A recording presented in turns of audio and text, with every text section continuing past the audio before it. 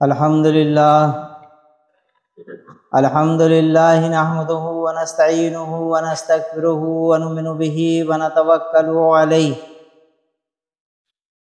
व नऊज़ु बिल्लाहि मिन शुरूरि अनफुसिना व मिन सय्यिआति अमालिना मन यहदिहिल्लाहु फला मुज़िल्ल लहु व मन युज़लिलहु फला हादिय लहु व अशहदु अल्ला इलाहा इल्लल्लाहु व अशहदु अन्ना मुहम्मदन अब्दुहु व रसूलुहु।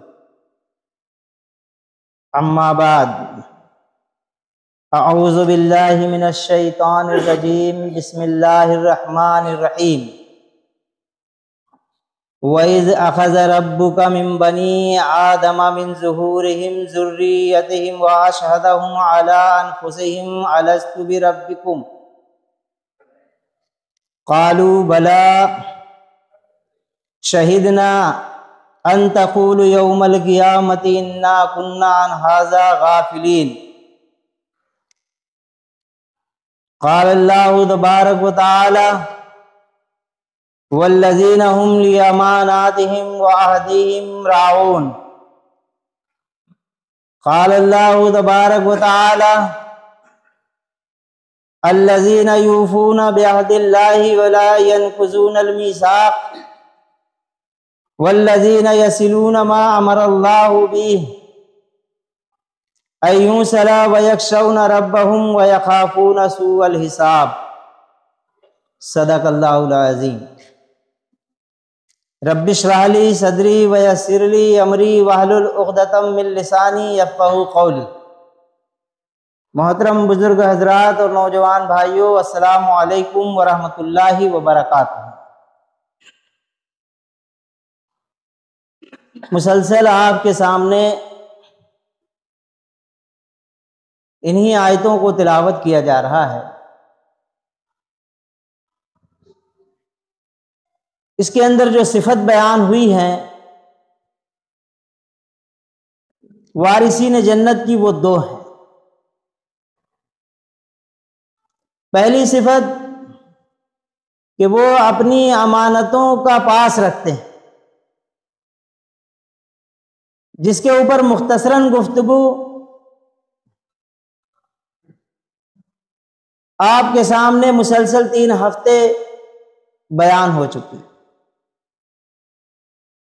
वो बातें जो हमने आपके सामने अमानत के तौर पर की, ये एक मुसलमान अमीन होना चाहिए, अमानतदार होना चाहिए। उसमें मुख्तसरन झलकियां हमने सियासी भी दिखाई, आपको माशरती भी दिखाई और माशी भी दिखाई,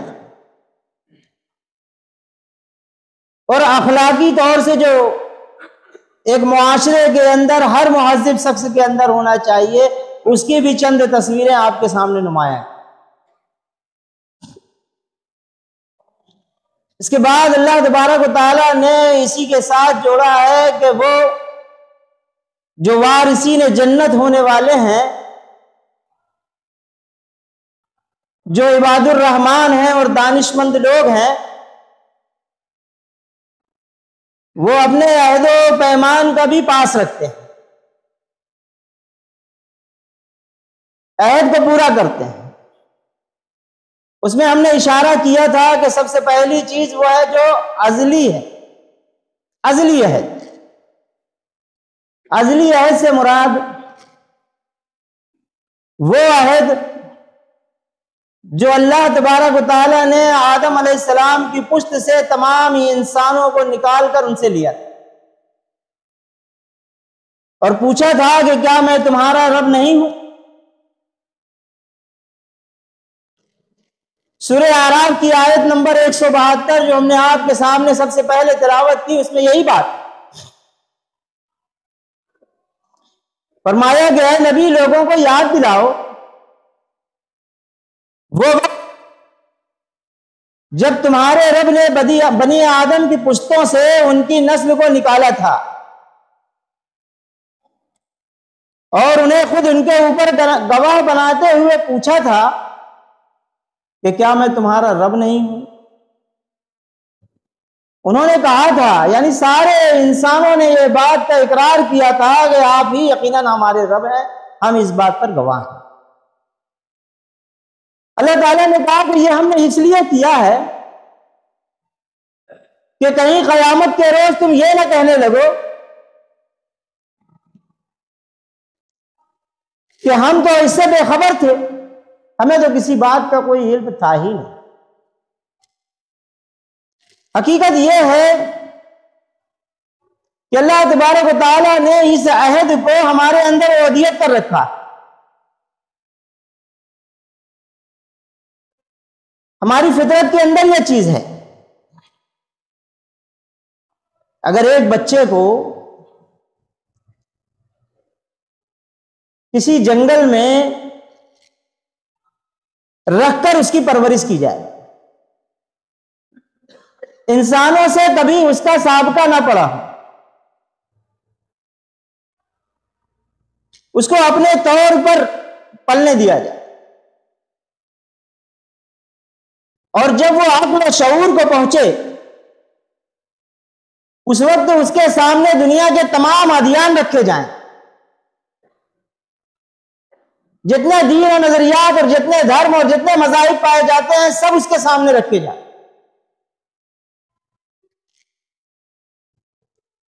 वो इस्लाम को कबूल कर लेगा।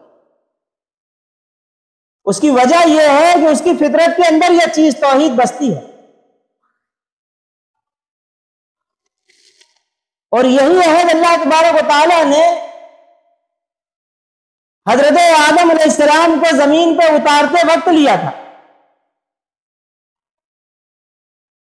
और कहा था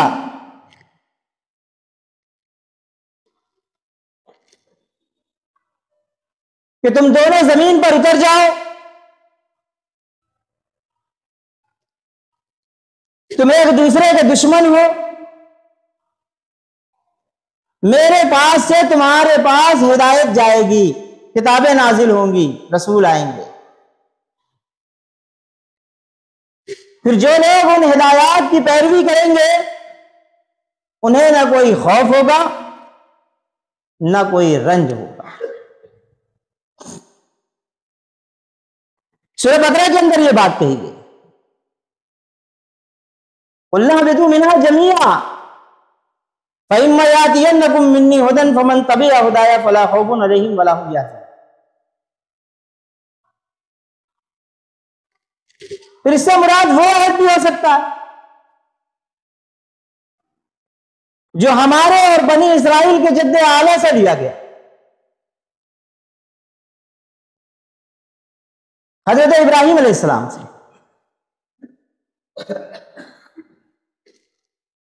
वइज़ इब्तला इब्राहिम रब्बहू बिकलिमातिन फअतम्महुन्न क़ाल इन्नी जाइलुका लिन्नास इमामा क़ाल व मिन ज़ुर्रियती क़ाल ला यनालु अहदी ज़ालिमीन। याद करो जब इब्राहिम को उसके रब ने चंद बातों में आजमाया और वो उस पर पूरा उतर गया, खरा उतर गया, तो अल्लाह तबारक व तआला ने कहा कि मैं आपको पूरे तमाम तरह इंसानों का जमीन पर पेशवा बनाने वाला हूं। इब्राहिम अलैहिस्सलाम ने अर्ज किया,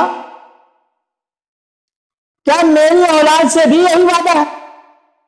अल्लाह तबारक व तआला ने कहा, नहीं, यह अहद मेरा जालिमों से मुताल्लिक नहीं है, यह अहद उन लोगों से है जो आपके नक्शे कदम पर हो। यह भी हो सकता है, और वो अहद जो बनी इस्राइल से लिया गया। सूरह बकरा के अंदर यह बात भी इरशाद फरमाई, वइज़ अख़ज़ना मीसाक़कुम व रफ़अना फ़ौक़कुम अत-तूर। याद करो वो वक्त जब हमने तूर को तुम पर उठाकर अहद लिया था। खुज़ू मा आतैनाकुम मिन कुव्वतिन खुज़ू मा आतैनाकुम बिकुव्वतिन वज़्कुरू मा फ़ीहि लअल्लकुम तत्तक़ून। और कहा था कि जो किताब हम तुमको दे रहे हैं इसे मजबूती से थामना,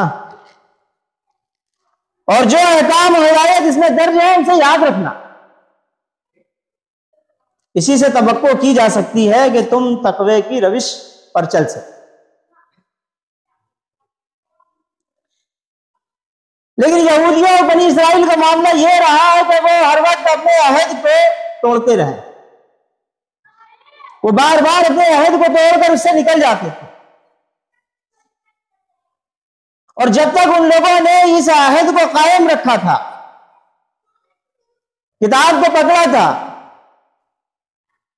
उस पर अमल पैरा थे, तो वो दुनिया की सुपर पावर थे। इमामत उनके हाथ में थी, तमाम दुनिया की इमामत वही कर रहे थे। लेकिन जब उन्होंने किताब को छोड़ा और वो आपस में इख्तिलाफ करने लगे, अल्लाह की किताब से हुक्म लेना छोड़ दिया, मामला यह हुआ कि जमीन में वो लानत ज़दा हो, ताराफ कर दिया अल्लाह ताला। कभी उन पर जमीन से अजाब आया, कभी आसमान से अजाब आया, कभी हवाएं उनको पटकती रही, कभी जलजले ने उन्हें आ दिया, और कभी ताकतवर कौमें उनके ऊपर चढ़ दौड़ी और उन्हें पूरी तरह जमीन के ऊपर ताराज कर दिया। ना उनकी आबरू को छोड़ा, ना उनके माल व अस्बाब को छोड़ा। तमाम अंबिया इकराम से यही अहद लिया गया, और तमाम अंबिया इकराम ने अपनी कौमों को इसी अहद को याद दिलाया, और इसी याद दहानी के लिए हुजूर पाक सल्लल्लाहु अलैहि वसल्लम को भेजा गया।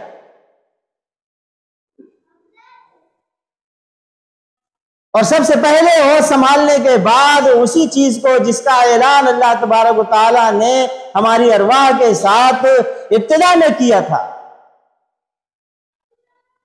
उसी बात को यहां ताजा किया जाता है। जैसे ही हम लोग होश संभालते हैं, हमें अपने होश और हवास में इस बात का इकरार करना होता है कि अल्लाह के अलावा कोई माबूद नहीं, और मोहम्मद सल्लल्लाहु अलैहि वसल्लम अल्लाह के रसूल हैं। यह अहद व पैमान है जिसका हम अपने होश और हवास में ऐलान करते हैं, और दुनिया के सामने अल्लाह रब्बुल आलमीन से यह अहद बांधते हैं।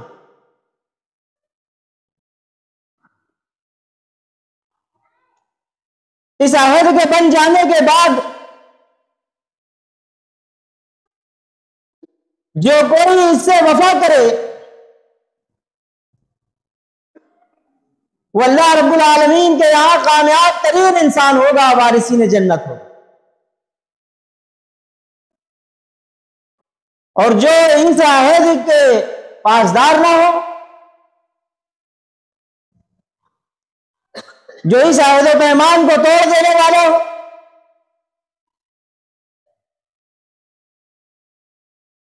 वो वारिसीन जन्नत नहीं हो सकते।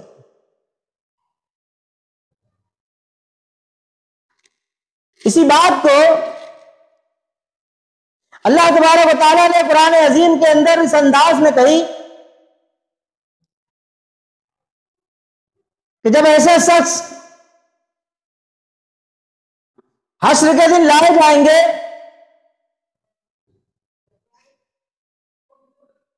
जिन पर जहन्नम वाजिब होगी, और जैसे ही वो लोग जहन्नम को देखेंगे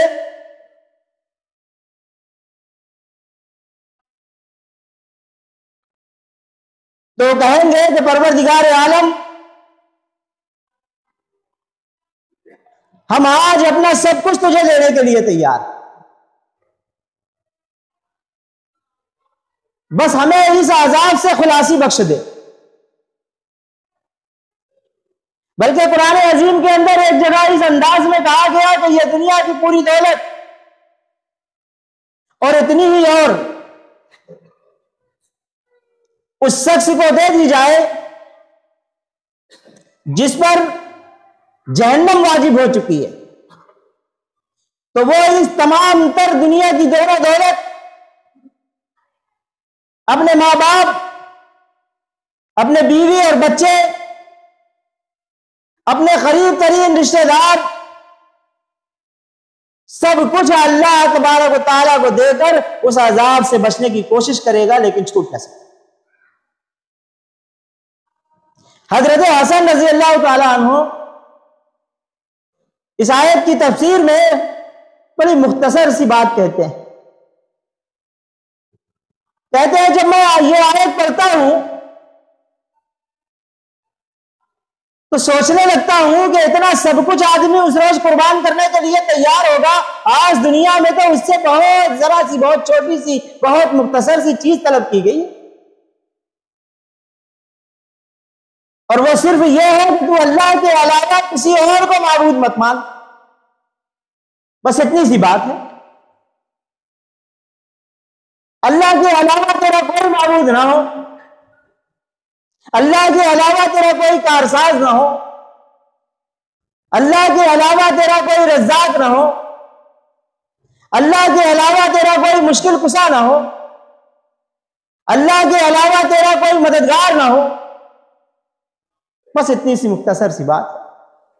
दुनिया में तो बहुत कम मांगा गया, इतनी छोटी सी चीज, उस पर भी मामला यह है कि शैतान ने हमें उचक लिया और हम बनी इस्राइल की रविश पर चले गए। जिस रास्ते पर बनी इस्राइल गई थी और तबाही उसका मुकद्दर हो गया, उसी रास्ते पर हम चले। जिस तरह उन्होंने अल्लाह तबारक व तआला की ज़ात, सिफात, इख्तियारात और हुकूक में शिर्क किए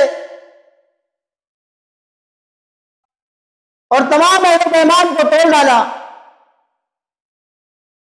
हमने भी वही कुछ किया। आज मुसलमानों के यहां पर अल्लाह रब्बुल आलमीन की ज़ात में शिर्क तो कम पाया जाता, बल्कि पाया ही नहीं जाता। किसी भी मुसलमान से पूछा जाए कि अल्लाह रब्बुल आलमीन एक है या दो, तो वो कहेगा नहीं, अल्लाह तबारक व तआला तो एक ही है, अल्हम्दुलिल्लाह। मुसलमानों के यहां उसकी ज़ात में शिर्क नहीं पाया जाता, लेकिन उसकी सिफतों में शिर्क पाया जाता। अल्लाह तबारक व तआला को रज़्ज़ाक मानने के बावजूद हमारे बहुत सारे राज़िक, अल्लाह तबारक व तआला को मददगार मानने के बावजूद हमारे बहुत सारे मददगार हैं,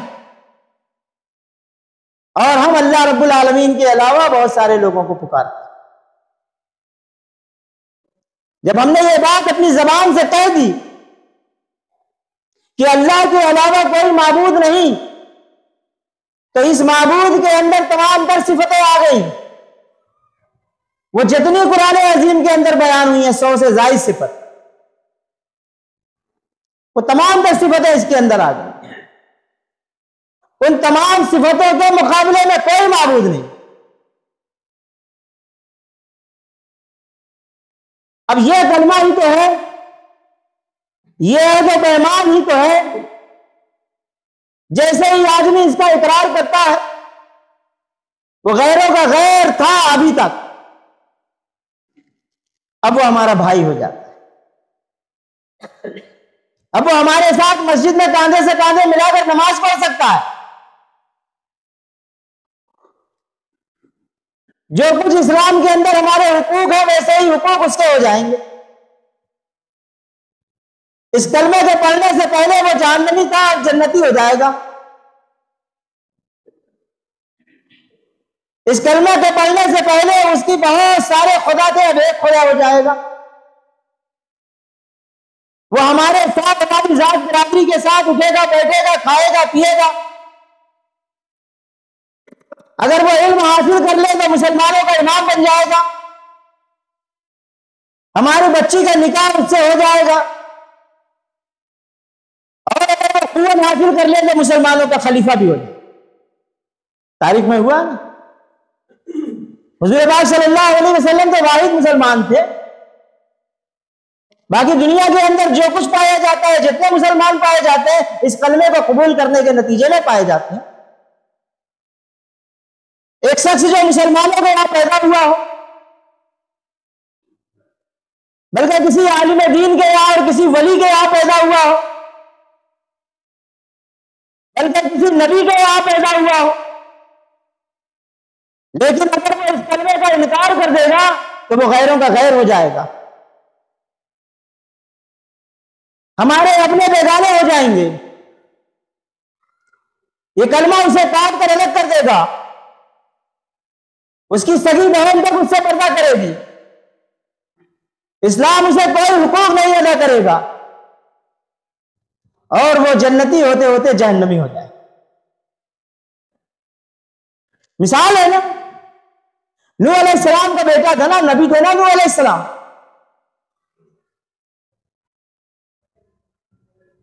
उन्होंने जब कलमा पेश किया, कहा बेटा कबूल कर ले इस बात को कि अल्लाह के अलावा कोई खुदा नहीं।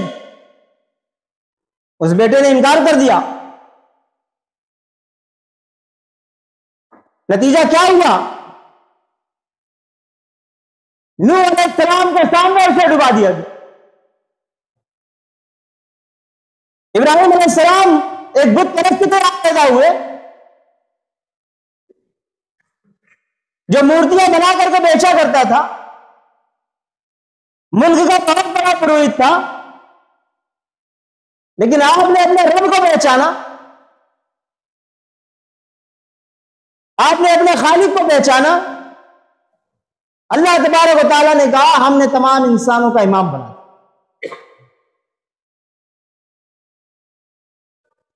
ये कलमा भी है फर्क कर देने वाला। ये है वो पैमान जो हम दुनिया में शऊर के साथ करते हैं, और शऊर के साथ ये लोग बाकी रखते हैं। वही लोग वारिसीने जन्नत होने वाले। फिर इसके बाद अगर इंसान तक ये कलमा ना भी पहुंचे, उसके तक दाइए अल्लाह ना पहुंच सके, तो भी वो अल्लाह रब्बुल आलमीन के यहां बच नहीं सकता। क्योंकि अल्लाह की तखलीक से जैसे ही वो वजूद में आता है, और अल्लाह ताला के रिस्क से जैसे ही वो फायदा उठाता है और उसकी रबूबियत से परवरिश पाना शुरू करता है, अपने आप वो अल्लाह रब्बुल आलमीन के अहद में बंध जाता है। हर वो शख्स गौर करे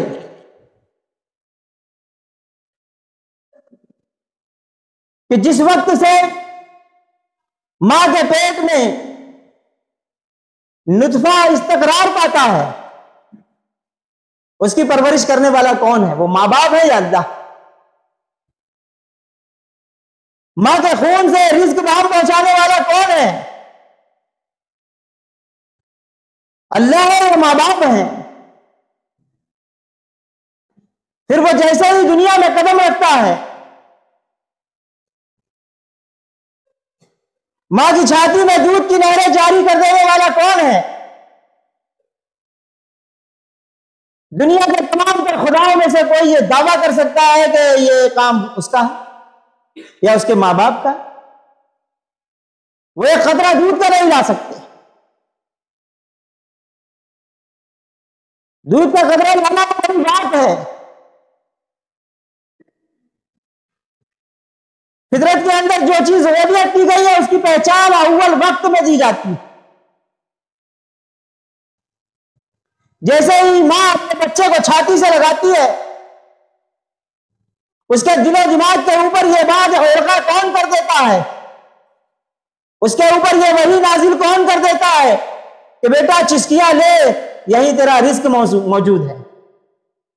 और जैसे ही वो बच्चा चिस्कियां लेना शुरू करता है, उसका रिस्क उसके पेट तक पहुंचना जारी हो जाता है। दुनिया के तमाम साइंसदान और दुनिया के तमाम झूठे खुदा मिल जाए तो भी वो बच्चे को चिस्कियां लेना सिखा नहीं सकते। ये काम करने वाला खालिस अल्लाह है, वो जिससे हमारा जो पैमान है, जिसके मुतालिक हमने कहा है कि अल्लाह के अलावा कोई खुदा नहीं और मोहम्मद सल्लल्लाहु अलैहि वसल्लम अल्लाह के रसूल हैं। यह मीसाक बंदगी जैसा ही बनता है। इंसान को जब धीरे धीरे कुव्वत नसीब होती है, फिर वह दुनिया के राज टटोलना शुरू करता है और हर राज जो उसके सामने आते हैं, कायनात के जो जो राज उसके सामने खुलते जाते हैं, हर राज से अल्लाह रब्बुल आलमीन की वहदानियत अया होती चली जाती है और यह अहद पुख्ता होता चला जाता है। इस अहद को बांध लेने के बाद इसे तोड़ने की जुर्रत एक शऊरमंद और नमक हलाल आदमी कभी नहीं कर सकता, इल्ला ये कि कोई चूक ही उससे हो जाए। रब्बना तक़ब्बल मिन्ना इन्नका अंतस समीउल अलीम व तुब अलैना इन्नका अंतत तव्वाबुर रहीम व आखिरु दावाना अनिल हम्दुलिल्लाहि रब्बिल आलमीन।